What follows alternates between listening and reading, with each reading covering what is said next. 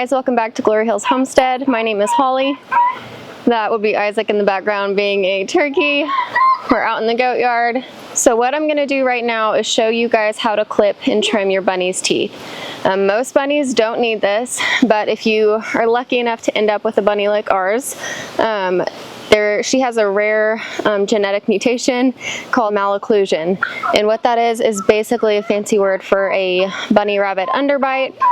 So her teeth at the bottom go like out and up and around the top teeth, so they're not able to just like grind down on each other like normal bunny teeth. The bottom teeth go like this, and so if they are left untrimmed, it will completely cover the top teeth, making it to where she cannot eat or drink, and she would die. So in order for her to stay alive, we do trim her teeth about every 6 to 8 weeks. The older she gets, we notice she doesn't need it quite as often. When she was younger though, we had to do it about every 3 weeks. So it's been about 6 weeks. We're gonna go check on her. I'll show you what it looks like, show you how I do that here at home, and hopefully if any of you guys have a bunny with malocclusion and people online are telling you it's a death sentence, you have to cull your bunny, you don't. It just takes a little bit of work.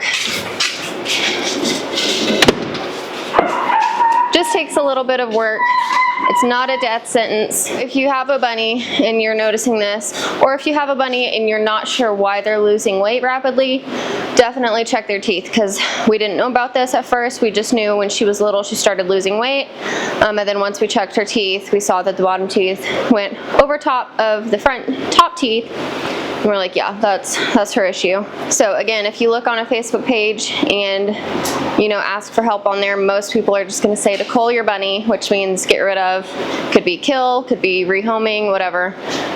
Just means get rid of it. Now, if you're wanting to breed bunnies and you have a bunny with malocclusion, don't rebreed that bunny, because that is a genetic trait that will get passed down. So it's just going to be a pain in the butt for whoever ends up with those babies from that litter. So don't use these bunnies for breeding, but if you have one that is just near and dear to you, like a little pet, it's not the end of the world. It just takes a little bit of work and they can still enjoy their life. So I'm going to show you how to do that right now. Okay, so got the bunny. So you're going to want a spot where they can kind of sit in your lap like a little baby would. This is Cinnamon. We got her at a auction, gosh, I don't know if it was a year ago, probably around a year ago. And we got her with her brother, and she was intended to be a pet for Isaac. Obviously she still is a pet, however we are downsizing, and so we're selling our bunnies. So if you guys are near us or in western Oklahoma, message us if you want some really cute handled bunnies. They're great with kids, they're super sweet. We're not in a hurry to sell them, so we might have them for a good while, who knows. But if the right family comes along and wants them, we will rehome them. These are not meat rabbits. You can eat them for meat if you want to, but these are Dutch bunnies and they're more for pet breeding. So all the bunnies we own are Dutch bunnies. So I'm going to show you guys the 3 things that you're going to need when you do this. You can improvise and just get similar items, but a towel big enough to wrap around their body, either nail clippers or some cuticle clippers like this, and a hard plastic straw. This is great because I use this to keep her mouth open. The 2 scariest parts of this is, one, making sure you don't get bit, which she's very sweet and she kind of knows that this is just something we have to do, so she doesn't fight me on it too bad. But also the most important thing for her sake is that teeth clippings don't fall back into her throat as we're doing this. So by having the straw, it's going to look a little funny. And it might look like she's not enjoying it. She's probably not enjoying it, but having the straw lodged back at the back of her throat, keeping her mouth open, is also preventing her from having shards of teeth fall back into her throat.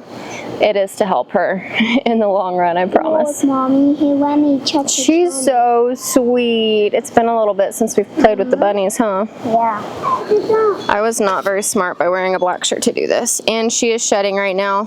So all this long hair right here, that just pulls right out. We're first going to get her wrapped up like a little baby. So if you have a bunny sweet enough, put her on her back. telling you, our bunnies are absolutely the sweetest bunnies. You're gonna put her little arms down and you're just gonna swaddle her like a baby. This is to keep everybody safe. And you're gonna do it snug, but not too snug where she can't breathe. So just enough to keep those little arms in there like this. Sweet little baby, she's so cute. Yeah. This is how you want her to look, all snuggled up in this little swaddle. And then I'll show you a before of her teeth. It really actually, her underbite is not very prominent right now, but if you were to let this go, then those bottom teeth would be growing over top. They are kind of long, but not too bad. It is time to do it though. We're gonna get the straw, and we're gonna very carefully go in through the side of her cheek and go like that. So this, as you can see, kind of keeps it to where her mouth stays a little bit more open. I'm gonna slide that over so I can hold it with my left hand. You wanna make sure you're not covering, I was gonna say her breathing holes, but her nose. And then you're gonna get your clippers, and I'm gonna start on the top ones.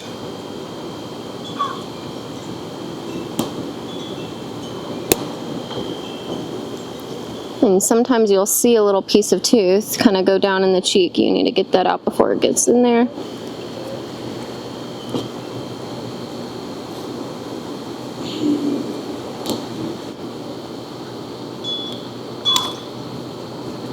So there's a little shard of tooth. Any little shard of tooth you want to get out. I know this looks kind of scary. It definitely is the first few times you do it, but it gets easier. The top ones we're not going to do too much. The bottom ones are more so my concern. You also want to be mindful that you don't clip their little lips.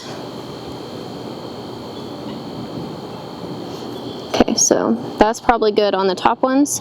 Now these bottom ones, you can see those are pretty overgrown, so we're going to put those down pretty short. Yes, bud.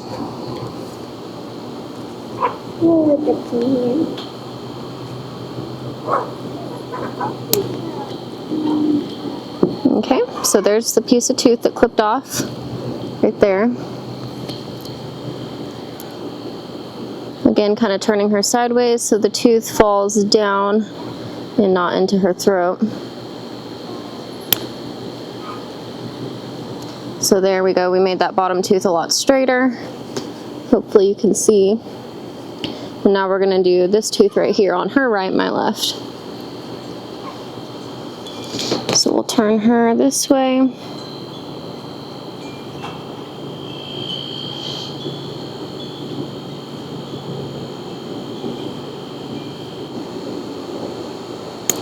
Just like that.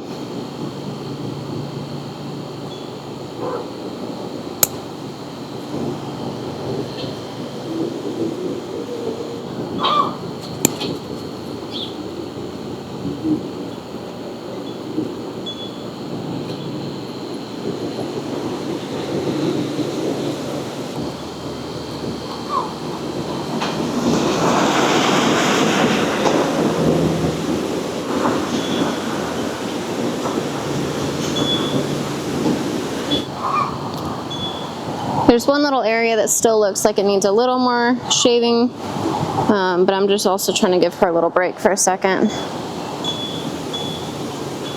See, this tooth right here still has a little sharp point on it right where it meets the middle. I'm kind of having a hard time clipping that one, but I'm not too worried about it. We still got a lot of that length down. So that will on its own actually kind of shape out, and I'm not worried about that. So we're gonna just call it done. I think she has sat patient long enough, and that is what it looks like after.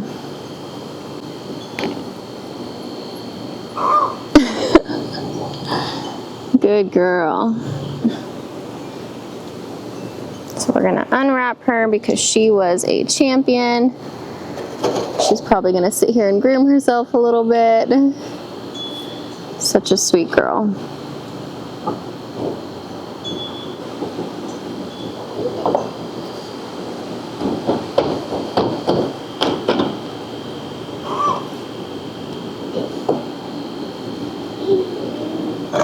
do you got there, Bubba?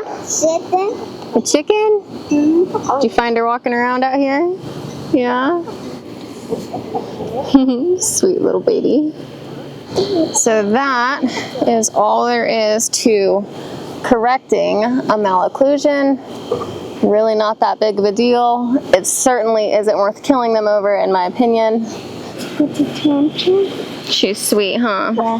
I will be here, boy. You hear that? You have a chicken? Do you want me to go put her back? Okay. With the image I have to. Yeah, you can hang out with her. Put this in your lap. Okay. If you wanted to, if you do want to trim your bunny's nails, now would be a good time to do that. I do trim their nails, but hers aren't too bad right now, and so we're just gonna let her be for now. I know that's probably stressful for her, so now she's just gonna get some cuddle time. If you haven't noticed, this eye is all swollen.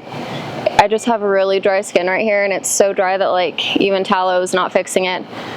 So just allergy stuff, ignore it. Sorry, it's windy right now. But something else I want to mention is to help slow down the process when your bunny has a malocclusion, you can give them things like pine cones to chew on.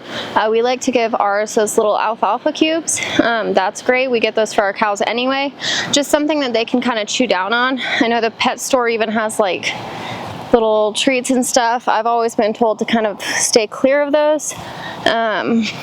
But pine cones, just that we find around the farm, and alfalfa cubes are things that work really well to keep her teeth from growing quite so fast. All of our turkeys from the shop graduated to being out here. Today is a really hot day. Today and tomorrow is supposed to be hot, and then after that it's supposed to be like really, really nice, like mid-70s all week. So these turkeys are doing great though. They're so cute. There's one of their siblings, just from a different hatching. Turkeys are just so sweet and personable. I really love having turkeys. I kind of like them more than chickens, don't tell anyone. So while we're talking about things that you shouldn't cull your animals over, let's talk about fowl pox. Because surprise, surprise, one more thing had to hit our chickens this year, and now fowl pox is making their rounds. I'll show you guys what that looks like. The chickens really don't like the camera, it freaks them out. But do you see all those like little dark scabs on the combs of the chickens? Let's see if I can find someone. Like this one, for instance. Okay, well, none of them are letting me get close enough to show you guys, but it's basically where these little scabs form like on their comb and kind of around their eyes. And you can do things topically to help ease the symptoms a little bit, but ultimately it just has to run its course. If one of them has it, they're all gonna get it. It's transmitted by mosquitoes, and so there's really nothing you can do about that. So you might lose a few birds if that happens. Most of the time you won't, but if it gets bad enough, you might lose one or two, or however big your flock is. It depends on the ratio, but we might lose some, hopefully not. This one right here, I can see her eye is kind of closing up because she has a sore on the top of her eye. So it just has to run its course. It's not the end of the world. It's not great, but there's worse things that could happen.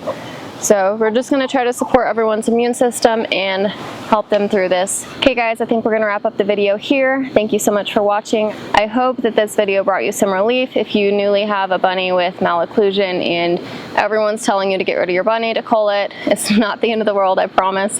You just have to spend, 5 to 10 minutes every few weeks. It's really not that big of a deal. So please comment down below if you have any questions. Thank you guys so much for joining us today. Remember, you were born for such a time as this, and we'll see you on the next one. Bye.